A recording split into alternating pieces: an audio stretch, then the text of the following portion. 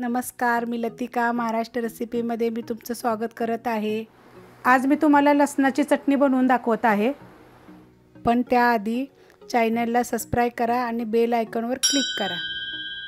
2 गड्डी लसूण घेतलेला आहे, देशी लसूण आहे बघा, असा बारीक कुटून घ्यायचा, वाटून घ्यायचा नाही, कुटून घ्यायचा याला। आणि 2 चमचे बेगडी मिरची पावडर आहे, काश्मीरी मिरची पावडर आहे 1 चमचा आणि अर्धा चमचा तिखट मिरची पावडर आहे।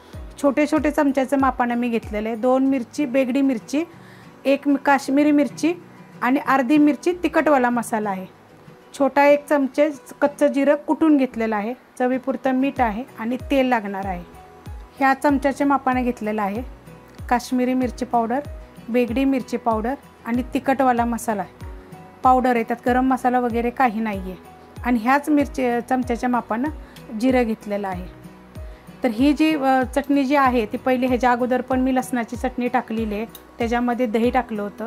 तर बरेच रिक्वेस्ट आल्या होत्या मला की तुम्ही नुसती मला बिन दह्याची चटणी बनवून दाखवा। 10 ते 15 जणांनी मेसेज मला केला होता, तर त्यांच्यासाठी खास त्यांच्यासाठी आहे। पण ही चवदार एकदम टेस्टी अशी लागेल, तुम्ही एकदा ट्राय करा आणि मला कमेंट करा। आणि ह्या व्हिडिओ जर तुम्हाला आवडली तर लाईक करा। कढई गरम करत ठेवलेली आहे, त्याच्यामध्ये तेल टाकून घेऊया। तेल थोडंसं चटणी म्हटलं की जास्त टाकायचं।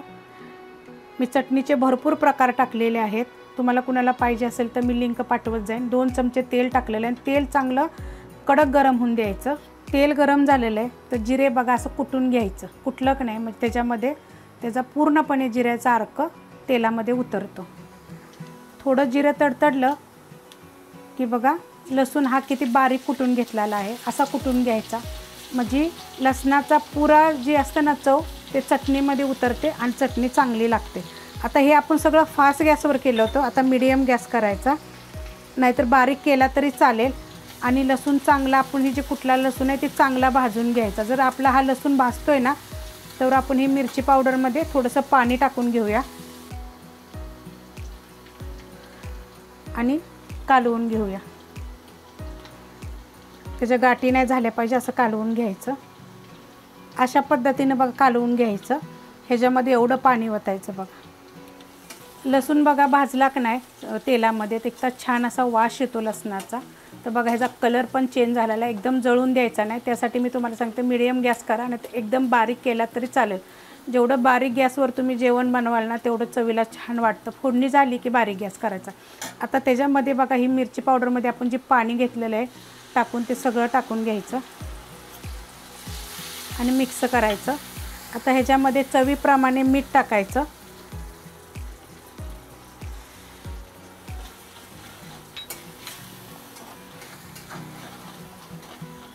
आता याला चांगलं आपण हलवून घेऊयात। हे सगळं आपण ना मीडियम गॅसवर करत आलेलं आहे। आता बारीक एकदम बारीक गॅस करते आणि ह्याच्यावर आपण एक 2 ते 3 मिनटासाठी आपण याला शिजवून देऊया। मग बघा मिरचीची लसणाच्या चटणीची चव तरी बघा तुम्ही। 2 ते 3 मिनटं एकदम बारीक गॅसवर बघा आपण हे शिजवून दिलेलं आहे चांगलं।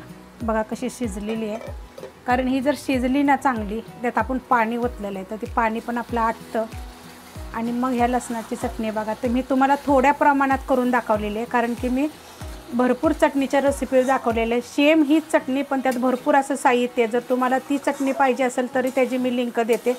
ही एकदा करून बघा, कारण ही बरेच जणांनी मला रिक्वेस्ट केली होती की आम्ही दही खात नाही, आंबट खात नाही, चिंचचं खात नाही, तर त्यासाठी मी त्यांच्यासाठी ही खास अशी रेसिपी बनवलेली आहे। असं म्हणू नका मी त्यांच्यासाठी, मी तुमच्यासाठीच मी बनवलेली आहे। तर तुम्हाला ही जर लसणाची चटणी बघा काय मस्त दिसते एकदम, आणि खायला तर इतकी टेस्टी अशी लागते। ही 8 ते 10 दिवस राहणार। फक्त आता ह्यात बघा आपण पाणी टाकलं होतं, ह्यात पाण्याचा अंश राहिलेला नाही, ते मी आठवलेलं आहे।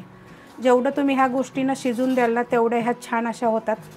तर मी आता गॅस बंद केलेला आहे आणि ही तुम्ही जर फ्रीजमध्ये ठेवून 4 ते 5 दिवस किंवा 6 दिवस जरी तसं म्हटलं तर हप्ताभर टिकते, पण मी 4 ते 5 दिवस हमेशा सांगत असते।